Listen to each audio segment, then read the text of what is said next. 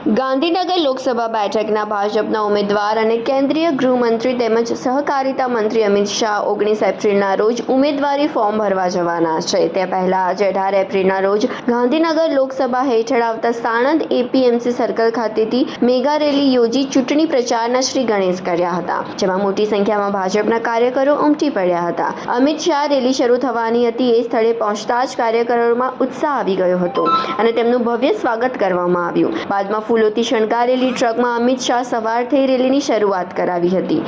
રેલીના route પર કેસરીયો માહોલ જોવા મળ્યો હતો। અમિત શાહે રેલીમાં ઉમટી પડેલા લોકોનું અભિવાદન ઝીલ્યું હતું। રેલીમાં જય શ્રી રામના નારા સતત લાગ્યા હતા। રેલીનું ડ્રોન દ્વારા કવરેજ અને સુરક્ષાની પણ દેખરેખ રાખવામાં આવી હતી।